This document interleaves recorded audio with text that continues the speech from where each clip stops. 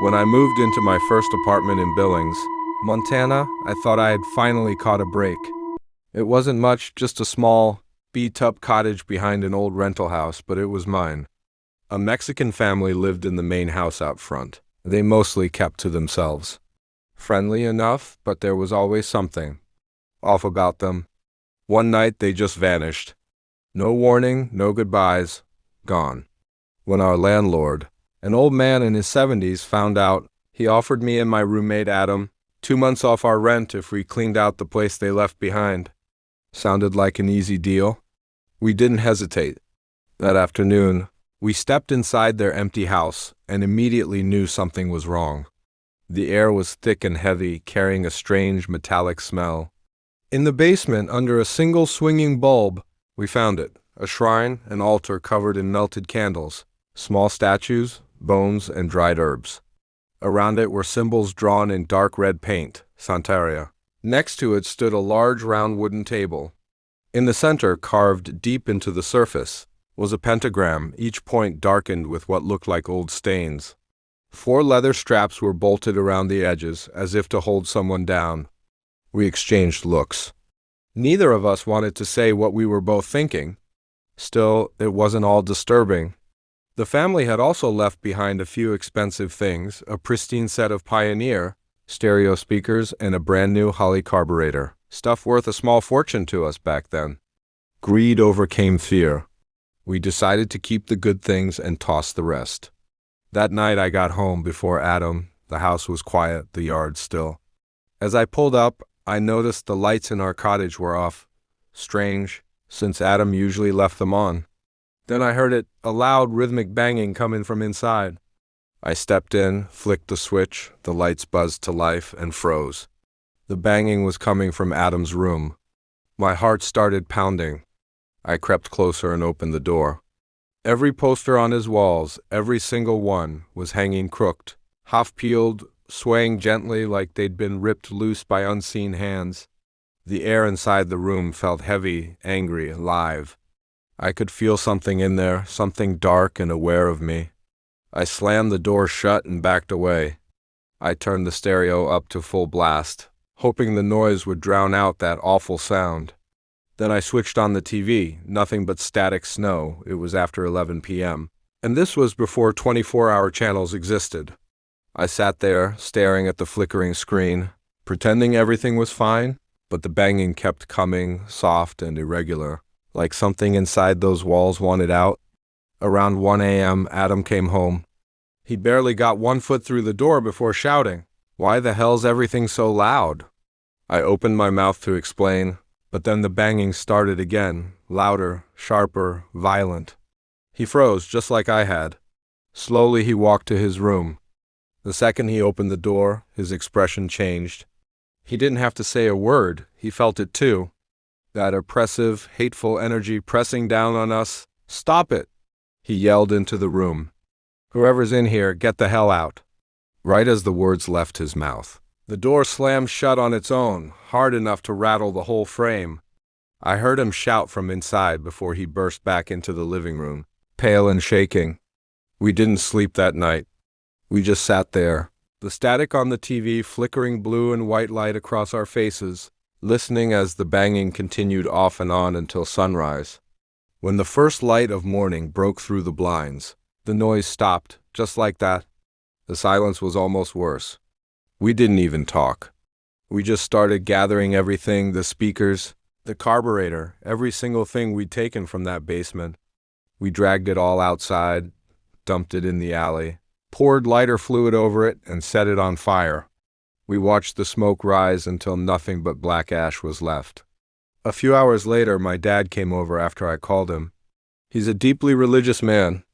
When I told him what happened, he didn't question it. He just grabbed his Bible and started walking through the cottage, room by room, praying under his breath. He stayed longest in Adam's room. Then Adam's girlfriend showed up. Her father was a medicine man from the Crow tribe, brought sage and performed a smudging ceremony, walking through each room, letting the smoke curl around every corner, murmuring words we couldn't understand. The heavy feeling finally lifted. The air felt lighter again, like we could breathe. For weeks afterward, I couldn't stop thinking about it. About that altar, those symbols, the straps on that table, and about how everything went wrong the moment we took those things upstairs.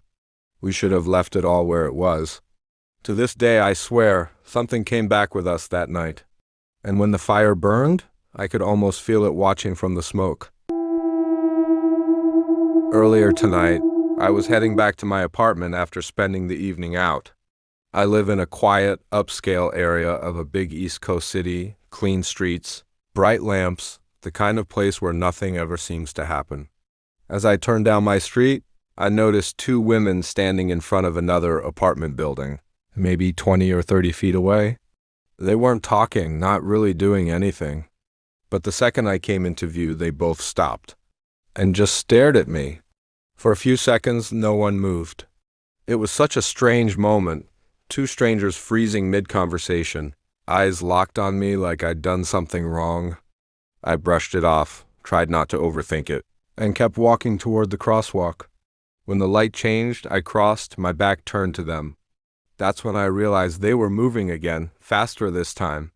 Their footsteps echoed just behind me, getting closer and closer. By the time I stepped up onto the sidewalk, one of them was suddenly right beside me. She smiled and said softly, greater than, "Hey, you're really pretty." She looked young, maybe 18, 20 at most. I gave a polite smile and replied, "Oh, thanks." "You too." I started to walk away. But that's when everything shifted. Her entire expression changed, like someone flipped a switch. Her face went dark, her eyes blank, and when she spoke again, her voice dropped an octave greater than. "You have a beautiful aura," she said, "but someone wants to hold you back." The words froze me. Her tone, her stare, it was so sudden, so unnatural. I mumbled, "Sorry, I'm not interested," and hurried toward my building. But she looked hurt. Offended, almost like I had personally insulted her.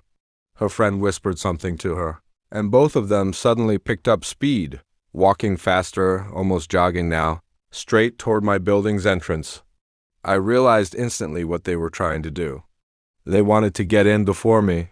So, I turned away and took the long route around the block to the back patio entrance. It needed a key fob to open, so I knew they couldn't follow me in. Once I was inside, I peered through a window facing the main lobby. Both of them were there. The first woman was talking to the concierge, pointing toward the elevators. Her friend quickly hurried in that direction, the elevator lobby. Meanwhile, the first one stayed behind near the desk, pretending to check her phone but glancing around like she was waiting for someone. And that's when my stomach dropped. I had a food delivery waiting for me in the lobby. If I wanted to pick it up, I'd have to walk right past them. So I did, acting calm, eyes forward, pretending not to notice. The second woman's eyes followed me the entire way. But instead of walking to the main elevator where her friend was waiting, I slipped into a back hallway, one that only residents know about, and took a service elevator that opens from the back door. It was the only way I could go up without being seen. As the elevator doors closed, my hands were shaking. I kept imagining that woman's dark stare, the way her face changed, the voice that didn't sound human anymore. When I reached my floor, everything was quiet. No sign of them. Still, I locked my apartment door twice and checked the peephole before turning off the lights. I don't know who they were or what they really wanted, but the way she said, "Someone wants to hold you back," still echoes in my head. And I can't shake the feeling that it wasn't just a coincidence.